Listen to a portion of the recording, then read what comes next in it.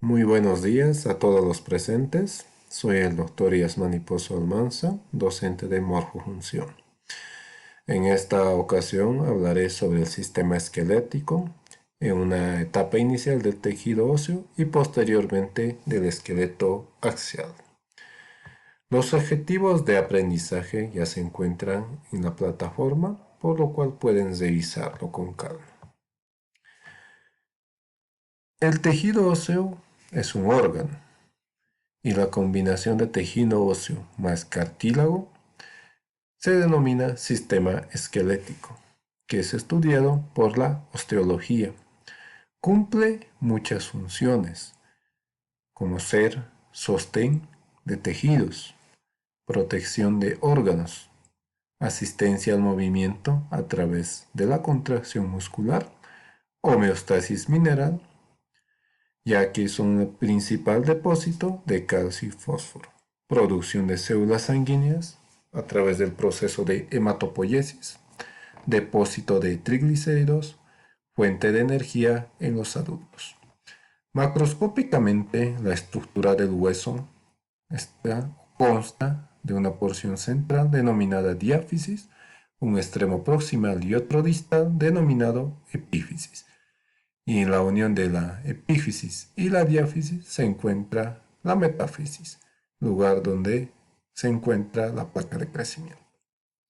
Recubriendo el extremo proximal y distal se encuentra el cartílago articular, sitios donde se originarán las articulaciones. Cubriendo todo el hueso, a excepción del cartílago articular, se encuentra un tejido denominado periósteo, que tiene una capa externa fibrosa y una capa interna osteogénica.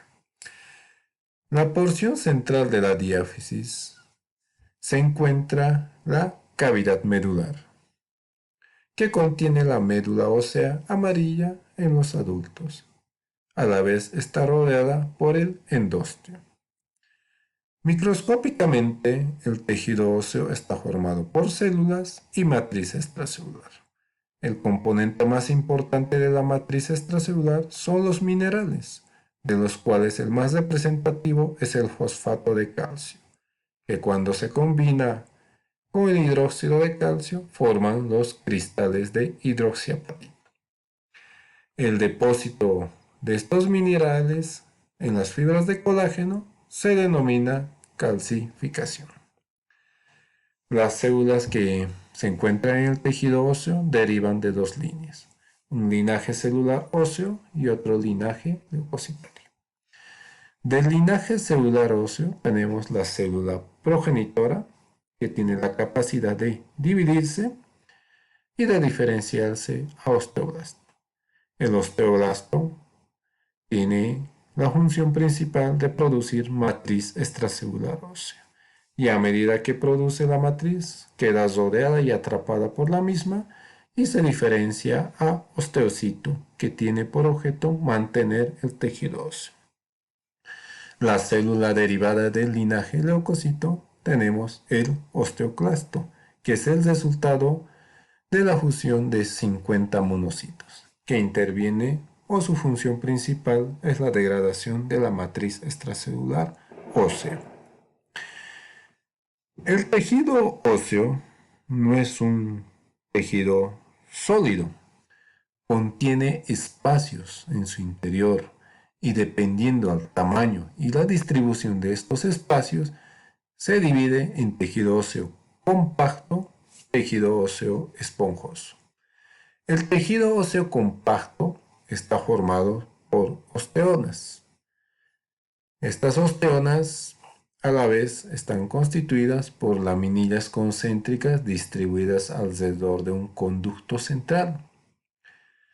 A la vez, entre una laminilla y otra laminilla existen espacios, lugares donde se encuentran las lagunas que albergan los osteocitos. Estas lagunas contienen canalículos por donde se extienden las prolongaciones del osteocito. Y entre una osteona y otra osteona se encuentran las laminillas intersticiales, que son osteonas viejas. La irrigación del tejido óseo se realiza a través de los conductos perforantes de Bowman y cubriendo toda la superficie externa ósea y la superficie interna ósea se encuentran las laminillas circunferenciales externas y las laminillas circunferenciales internas. El tejido óseo esponjoso, a diferencia del compacto, tiene espacios, no contiene osteonas, y las laminillas están distribuidas de manera irregular, lo que le da el aspecto de trabéculas, que contienen ya sea la médula ósea roja o la médula ósea amarilla. La irrigación e inervación del hueso se da por múltiples vasos sanguíneos. Si los vasos sanguíneos irrigan la epífisis, se denominarán arteria o vena epifisiaria. Si los vasos sanguíneos irrigan la metáfisis, se denominan arteria o vena metafisiaria. La diáfisis es irrigada por una arteria nutricia que ingresa a la misma a través del orificio nutricio. La osificación es el proceso de formación del hueso. Se da en 4 momentos o etapas de la vida. Una etapa inicial es durante la vida embrionaria y la vida fetal. El crecimiento del hueso durante la lactancia, infancia y adolescencia, dado principalmente por la placa de crecimiento. El remodelado óseo o reemplazo del tejido óseo viejo por tejido óseo nuevo y la consolidación de la fractura. La formación inicial de los huesos en un embrión y un feto se da por 2 procesos o mecanismos. Uno, la osificación intramembranosa y la osificación endocondral. La osificación intramembranosa se da en 4 etapas. Una etapa inicial donde se desarrolla el centro de osificación, en el cual las células progenitoras se diferencian a osteoblastos y empiezan a producir matriz extracelular. La segunda etapa, calcificación, en el cual se empieza a depositar calcio y otras sales minerales, con la cual la matriz extracelular se endurece. Una tercera etapa, en la cual se forman las trabéculas, y otra cuarta etapa en la cual se forma el periosto a partir del mesénquima periférico. La osificación endocondral es el proceso de formación de hueso a partir de cartílago. Se desarrolla en 6 etapas. La primera etapa es la formación del modelo cartilaginoso, en la cual las células progenitoras se diferencian a condroblastos. La segunda etapa, pues, es el crecimiento del modelo cartilaginoso, resultado de la división de los condrocitos. La tercera etapa es la formación del centro de osificación primaria en la diáfisis, en el cual el cartílago es reemplazado por tejido óseo compacto. En la cuarta etapa, pues, es la formación de la cavidad medular, secundario al crecimiento del centro de osificación primario. En la quinta etapa, pues es la formación del centro de osificación secundario en las epífisis. Y en la cuarta etapa es la formación del cartílago articular y la placa epifisiaria. El crecimiento del hueso durante la lactancia, infancia y adolescencia se da de 2 maneras: un crecimiento longitudinal y otro crecimiento por aposición.